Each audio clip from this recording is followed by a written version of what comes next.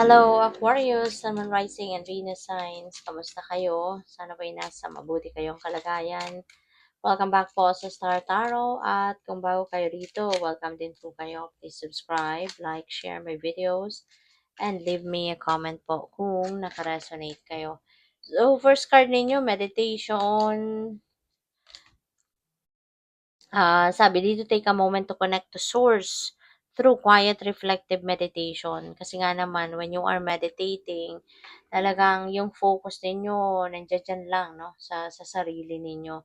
Wala kayong naririnig, wala kayong ano, as in yung naririnig ninyo could be your intuition or yung soul ninyo, no? Yung ganon. Kaya napakaganda na mag-meditate, napaka-grounding, no? Kapag tayo'y nagme-meditate. At yan ang pagkakataon natin na parang nasa loob tayo ng isang bubble at ang nakikipag-usap lang tayo sa divine, nakikipag-usap lang tayo sa soul natin, sa intuition natin, no? Yun ang maririnig natin. Kaya give it a try, no? If you haven't tried it yet, Aquarius, subukan ninyong mag-meditate kasi it's very grounding. Pagkatapos ng mag-meditate kayo, you are fresh, you're feeling fresh at magaan ng pakiramdam, maluwag yung pakiramdam, no? At ang yung isip natin kalmado. So, next message ninyo, no limitations. You are a celestial being with unlimited potential. There is much for you to share.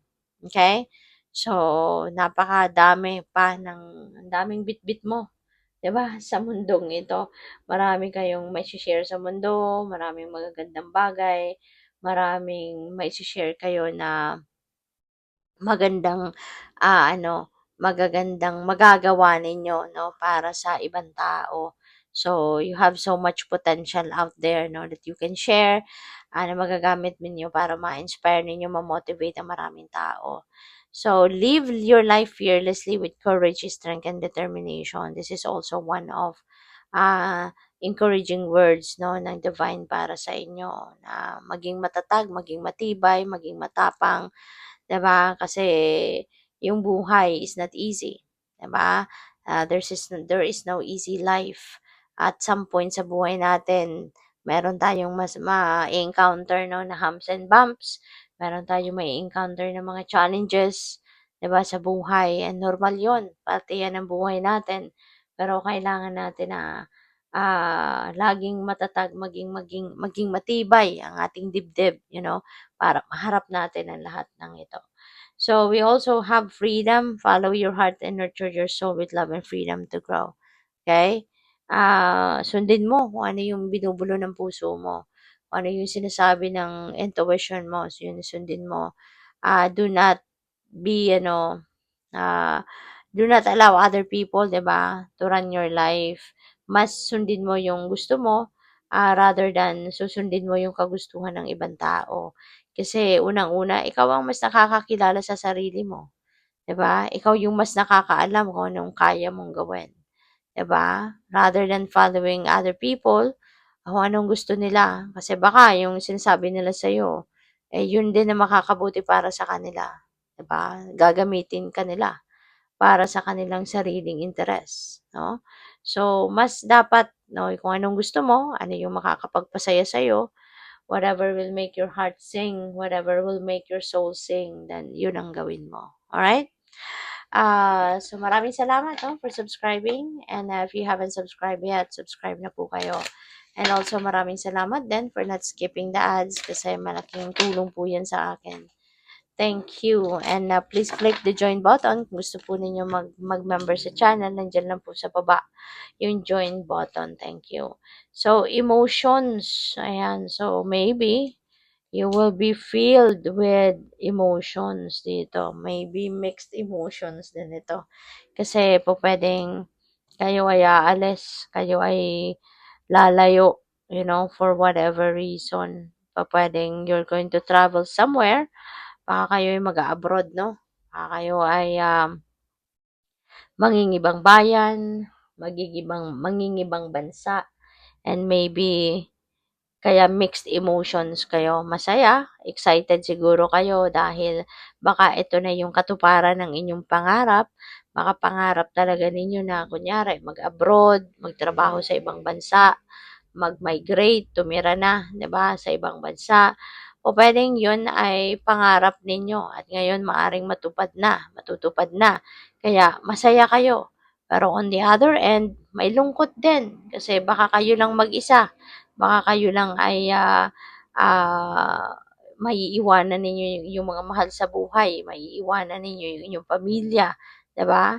So, kaya maaari 'no na you are full of mixed emotions, 'di ba? But yeah, at least 'di ba, may katuparan ang inyong pangarap at meron din naman kayong magagawa para makasama siguro sila, hindi ba? For some of you, baka yung leaving na 'to also baka relocation, 'di ba? Baka ang iba sa inyo maglilipat lang ng trabaho, maglilipat ng baka may promotion din dito. So, iiwanan niyo lang yung dati ninyong opisina and you are moving to a different branch, different place. Pwedeng ganun din ang ganap dyan. Or po pwedeng meron kayong iiwanang bahay, relationship, trabaho, for whatever reason. No? So, kaya siguro mixed emotions ang iba sa inyo. Pupuwede rin ang iba sa inyo baka yung leaving na 'to magre-resign na kayo kasi magfo-focus na kayo sa inyong sariling negosyo, kayo ay magse-self-employed na, 'di ba? Baka kayo ay magtatayo na ng inyong sariling negosyo, sariling enterprise, kaya you will be, embracing self-employment at pagod na siguro kayo sa pagtatrabaho for someone else or pagtatrabaho sa isang kumpanya. Kaya mas ngayon gusto mo na kayo na siguro magiging boss, sarili ninyong boss at ikaw na ang magtatayo ng sarili mong negosyo. So, yeah, kailangan mo lang talaga na maging matatag, courage, okay? Dala-dalawa, no? Baka namang hihinaan ng loob kayo, Aquarius. 'Di ba? Kaya ito, may dala-dalawa yung courage card ninyo kasi malakas ang panawagan sa inyo ng divine na maging matatag kayo. Magtibayan ninyo ang inyong loob kasi yung mga opportunities na 'to na nandiya diyan sa inyong harapan, ano, hindi yan ibibigay sa'yo kung yan ay not meant for you. Okay? Always remember na lahat ng oportunidad na pumapasok sa buhay natin, yan ay pinapadala sa atin because that is meant for us. Okay? Kaya, huwag kayong paghinaan ng loob. Okay? If you are embracing these opportunities, lakasan mo lang ang inyong loob. Kaya mo yan. Okay? Hindi yan ibibigay sa iyo, hindi ilalagay ng universe sa path mo yung opportunity na yan if that is not meant for you at kung hindi mo kayang panindigan yan or kung hindi mo kayang pagtagumpayan yan. Kaya kaya mo yan. Okay? Good luck. Thank you for watching. Love and light. Namaste.